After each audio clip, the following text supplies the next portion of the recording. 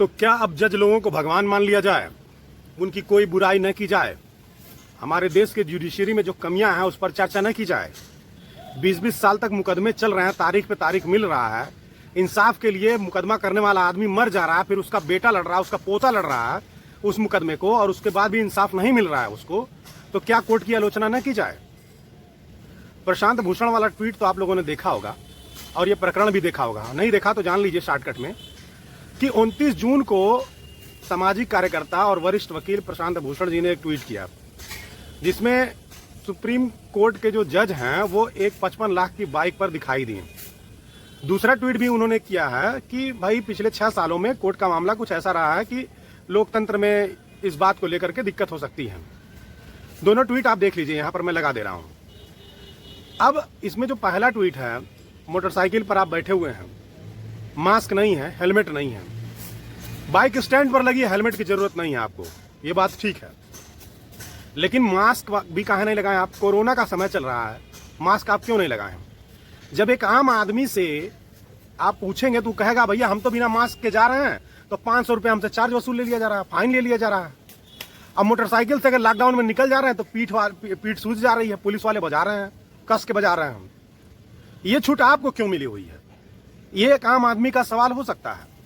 किसी भी आम आदमी से आप पूछ लीजिए कि न्यायपालिका जो जज बैठे हैं उनके प्रति आपका क्या रवैया है, आप क्या कहना चाहेंगे इनके बारे में, तो सीधे बोलेगा कि साहब ये लोग सुनवाई नहीं करते हैं, भ्रष्ट हैं। 100 में से 90 आदमी बोलेंगे भ्रष्ट हैं, क्योंकि उनको न्याय नहीं मिल रहा है। और आप अगर एक मोटरसाइकिल लेकर के फोटो खिंचवा रहे हैं और उस फोटो को मीडिया कवरेज मिल रहा है, तो उससे एक मैसेज जाएगा, भाई आप सुप्रीम कोर्ट के जज हैं, आप इतने बड़े पद पर बैठे हुए हैं, तो उससे एक मैसेज जाएगा। आम आदमी सवाल करेगा कि भाई बिना मास्क के आप क्यों बैठे हैं, बिना हेलमेट के आप क्यों बैठे हैं, क्यों ऐसा फोटो खिंचवा रहे हैं, कि लोगों को दिक्कतें हो, लोग उस पर सवाल उठाएंगे ही भाई कि सुप्रीम कोर्ट के जज साहब के लिए इतनी छूट है। वही बात एक बड़े वकील ने ट्वीट करके कर दिया तो आपको दिक्कत हो गया। खैर, ये पूरा मामला ऐसा है कि लोगों के मन में डर बैठ जाए और वो जुडिशरी के खिलाफ यानी न्यायपालिका के खिलाफ कुछ भी बोलने से डर जाएं, जनहित याचिका लगाने से डर जाएं और इनको भगवान मान लें। 14 अगस्त को 29 जून का ट्वीट था, 14 अगस्त को इन दोनों ट्वीट के मामले में प्रशांत भूषण जी को दोषी मान लिया गया, और आज यानी 20 तारीख को 20 अगस्त को उन पर सजा सुनाई जानी है। अब सोच लीजिए आप लोग, डॉक्टर कफील खान का भी मामला इसमें चल रहा है, लेकिन उस पर इतनी जल्दी और इतनी तेज सुनवाई नहीं होगी। लाखों केस पेंडिंग पड़े हुए हैं जिसपे लोगों के जान पर अटका हुआ है मामला, उनका पूरा जीवन बर्बाद हो रहा है, उस पर सुनवाई नहीं होगी, चाहे वो नीचे के कोर्ट हो चाहे वो ऊपर के कोर्ट हो। लेकिन भाई अब जज साहब का मामला है तो उस पर सुनवाई होगी, जल्दी से होगी।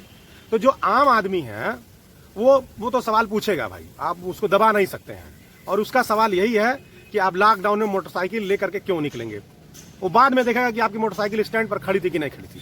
वो पूछेगा कि जब बिना मास्क के आप पुलिस जो है 500 रुपया फाइन ले रही है, तो आप बिना मास्क के काहे घूम रहे हैं, जबकि आपके अगल बगल वाले जो है वो मास्क लगाए बैठे हैं, है ना। तो आप इस बात को लेकर के इतना अग्रेसिव हो गए कि जल्दी 2 महीने के अंदर सुनवाई करके आज सजा सुनाने जा रहे हैं।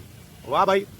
और ये जो प्रकरण पूरा चल रहा है, इसको जो मीडिया हाइट मिल रहा है और जिस हिसाब से बीजेपी के प्रवक्ता लोग और बीजेपी के नेता लोग फैसले का स्वागत कर रहे हैं, उस हिसाब से तो यही लग रहा है कि भाई जो आम जनता है उसके दिल दिमाग में ये बात गहराई से बैठा दिया जाए कि कोर्ट जो कहे वो मान लो, कोर्ट की जो फैसला दे वो मान लो।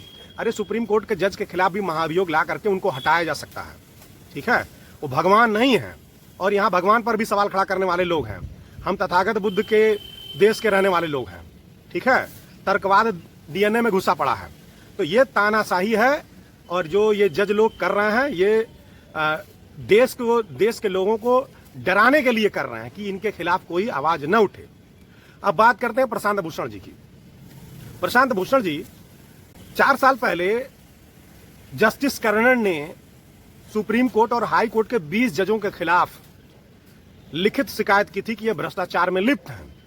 कोलोजियम सिस्टम, जिस सिस्टम के नाते पूरा सुप्रीम कोर्ट का तंत्र कुछ सीमित परिवारों के हाथ से के हवाले से चल रहा है, उस पर सवाल उठाया था, और इस शिकायत को उन्होंने प्रधानमंत्री को लिखित रूप से भेजा था। लेकिन हमारे प्रधानमंत्री जी कमाल के आदमी हैं, आप जानते ही हैं। उन्होंने इस शिकायत को उन्हीं जजों के पास भेज दिया जिन जजों के खिलाफ ये शिकायत थी।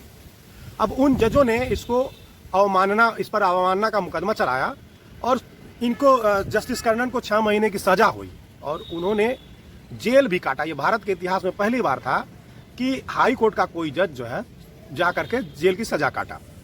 उस समय आप बड़ा दांत चियार के हंस रहे थे, आपका यही ट्वीट है और आप बड़ा खुश हो रहे थे। 4 जजों वाला एपिसोड पूरे देश को मालूम ही है कि 4 जजों ने निकल करके प्रेस कॉन्फ्रेंस किया था और कहा था कि जुडिशरी खतरे में है, लोकतंत्र खतरे में है। कितना बड़ा स्टेप था।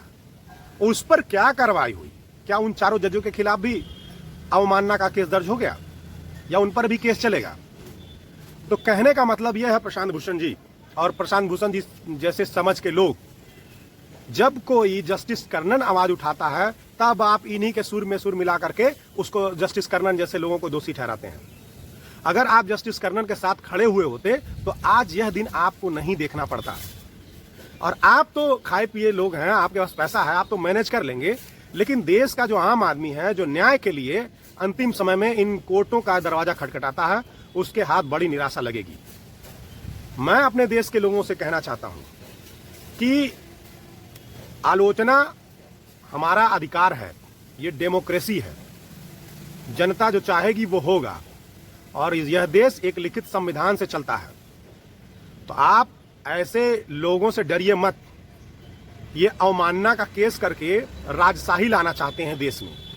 ये चाहते हैं कि इनको राजा मान लिया जाए, इनको पूज्य मान लिया जाए, ये जो भी फैसला सुनाए उसको न्याय मान लिया जाए। इनका काम न्याय करना है, फैसला सुनाना नहीं है।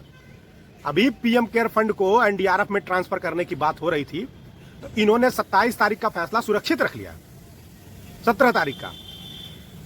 और फैसला सुरक्षित रखने के बाद जो है कल बोल रहे हैं कि अब ये पीएम केयर फंड को एनडीआरएफ में ट्रांसफर नहीं किया जा सकता है। कहीं नहीं ट्रांसफर किया जा सकता भाई। ऐसा कौन सा देश का सूचना लीक हो जाएगा कि पीएम केयर फंड को आरटीआई के दायरे में नहीं रख डाला गया है? शुरू से ही पीएम केयर फंड पर घोटाला जैसा दिखता है। इतनी गोपनीयता। आप लोग देश में जो करना चाहते हैं वो चल नहीं पाएगा। जब मन करेगा जिस पर जल्दी से फैसला दे देंगे, जहां मन करेगा जिस केस को लटका के रख देंगे। बलात्कार पीड़िताओं की हत्या हो जा रही है, पूरा परिवार मारा जा रहा है, तुम लोग इन्वेस्टिगेशन करते रह जा रहे हो।